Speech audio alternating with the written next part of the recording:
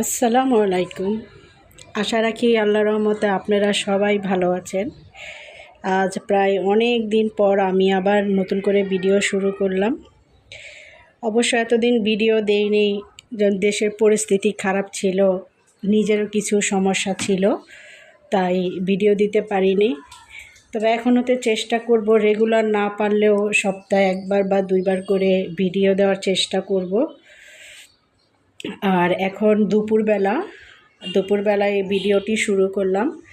আর এখানে আমি ঘর দোয়ার সব কিছু গুছিয়ে রেখেছি, আগে পরিষ্কার করে ফেলেছি। আর ছেলে তো কলেজে চলে গেছে 6:30টায়। আজ ছেলেকে কলেজে আনতে যাইনি। ছেলেকে বলেছি আজ তুমি একা এসে পড়ো, দেখি সে আজ একা আসতে পারি কি না। আমি কিন্তু রেগুলারই যাই তাকে নিয়ে আসতে, আর তার বাবা তাকে দিয়ে আসে। আর এই তো দেখতে পাচ্ছেন, এখানে আমি ঘর দোর সব সুন্দর করে পরিষ্কার করে ফেলেছি। আর এখানে রান্নাঘরে আর এখানে যে ভাত বসেছি, ভাত হয়ে গিয়েছে।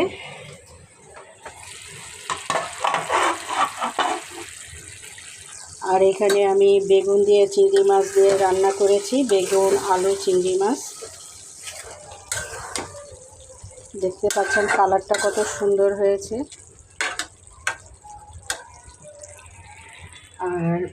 আর এখানে এই যে পুঁটি মাছগুলো কিন্তু দেখলে মনে হচ্ছে খুবই তরতাজা পুঁটি মাছ, কিন্তু মাছগুলো যখন কাটতে যাচ্ছি তখন মাছগুলো একটু নরম ছিল।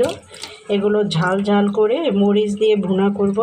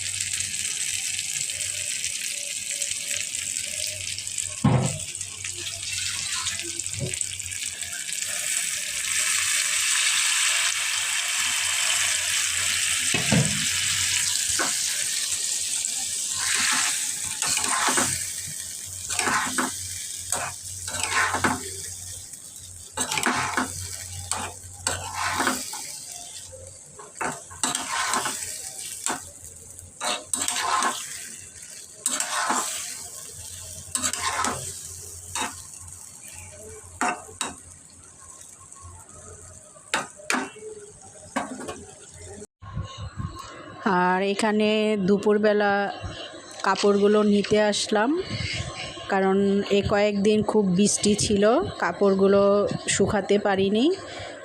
আর আকাশটা একটু মেঘলাও করেছে, তাই ভাবলাম কাপড়গুলো নিয়ে যাই। আর এই যে দেখতে পাচ্ছেন এখানে আমার কিছু গাছ, এগুলি অনেক আগের, আপনাদের সাথে আরও একবার শেয়ার করেছিলাম। ধনিয়াপাতা গাছ, পুঁইশাক গাছ, আর আমার পুদিনা পাতা না তুলসী পাতা গাছটা মরে গেছে। আর তার কিছু বিচি ছিল, সেগুলো দিয়ে 2-1টা চারা হয়েছে। আর এই যে মাশাল্লাহ করলা গাছটা দেখতে পাচ্ছেন অনেক বড় হয়েছে। এই করলা গাছটা কিন্তু একেবারে মরে গিয়েছিল, এটা কিন্তু আমার বারান্দায় ছিল, আপনাদের কিন্তু আগে দেখিয়েছিলাম গাছটা। তারপর একদম মারা গিয়েছিল, মারা যাওয়ার পর এটাকে আমি আবার ছাদে রেখে এসেছি। তারপরে কয়েকদিন টানা বৃষ্টির কারণে দেখতে পেলাম করলা গাছটা আবার সুন্দরভাবে হয়েছে, এই যে দেখতে পাচ্ছেন। আর এখানে কিন্তু বেশ কয়েকটা করলা ধরেছে, সেগুলো আপনাদেরকে দেখাচ্ছি। তো এখন বাজে 1:50। ছেলে এইমাত্র ফোন দিয়েছে, বলল সে মেট্রো রেল স্টেশনে দাঁড়িয়ে আছে, ট্রেন আসতে আর 6 মিনিট আছে, তাই সে মেট্রো রেল আসতেছে। আর মেট্রো রেলে আমরা কিন্তু কাট করে ফেলেছি, আমি আর ছেলে। আমাদের 2টা কাট করতে নিয়েছে 1000 টাকা, 500 করে একটা কাট মেট্রো রেলে। আর মেট্রো রেল থেকে মতিঝিল আসতে কিন্তু 12 মিনিটের মতো সময় লাগে। ছেলে মতিঝিল নেমে তারপর রিকশায় করে বাসায় এসে পড়বে। আর আমি যেহেতু আজকে কলেজে যাইনি, তাই আপনাদের সাথে মেট্রো রেল বা ছেলের কলেজ শেয়ার করতে পারলাম না। যেদিন যাব, আল্লাহ বাঁচালে কালকেই যাব, গেলে সেখানে আমরা মেট্রো রেলে উঠছি, মেট্রোর সেটা আপনাদের সাথে শেয়ার করব। আর এই তো ছাদে থেকে কাপড়গুলো আনলাম, এনে এখন ভাঁজ করে গুছিয়ে রাখছি। আর ছেলে আসলে সেটাও আপনাদের সাথে শেয়ার করব।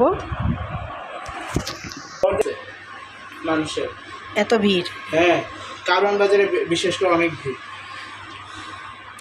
এই যে ভাগ্য ভালো যে মেট্রো রেল থেকে ই করছে। আমার এই অবস্থায় সেই রিক্সাওয়ালার আবার পায়ে অনেক ব্যথা পাইছে চাপা থেকে। তে এত দূর কাছে থেকে 50 টাকা ভাড়া দেওয়া লাগে, নামছো কোথায়? 40 টাকা। হ্যাঁ, ওই যে এই গলি দিয়ে যে যায় না, নামছো কই? ইয়ে সাইফুল স্যারের কোচিংয়ের সামনে? না, ওখান দিয়ে তো যাওয়াই যায় না। তো কই নামছে? বাম দিক দিয়ে যে আবার যে ডান দিক দিয়ে যায় সোজা মানিকনগর, আর ডান দিক দিয়ে যে টিকাটলি, ওইখানে নাই মা তুই 50 টাকা ওখানে বলছি আঙ্কেল 40 টাকা রাখেন, বলে কে চলে ওই জায়গা থেকে তো 20 টাকাও ভাড়া না। আমি সেই মতিঝিল থেকে উঠছি। তো মতিঝিল থেকে ওই গলি পর্যন্ত কত ভাড়া? কোন গলি তুমি চিনছো? হ্যাঁ, একটা যায় সোজা গলি দিয়ে, আরেকটা যায় যে বামের গলি দিয়ে আমরা নিয়ে যাই। নইলে বামের গলিতে ঢুইকা ওই যে এই টেস্টি টিউবওয়েল ফুড আমল সবগুলো মিলানো একটা 3টা দোকান আছে না, ওই যে ইয়েদের বাসার কাছে, সাদমানদের বাসার কাছে। হ্যাঁ, তো ওইখান থেকে কত ভাড়া? 20 টাকা ভাড়া। হ্যাঁ, 20 টাকা, 40 টাকা রাখে না, 20 টাকা রাখবে না, এটা তো তোরা একটা ফাইজলামি করছে। আমি তো 20 টাকা নিচে ভাড়া দিতামই না। যা হয়েছে পৌঁছাইছে এটাই।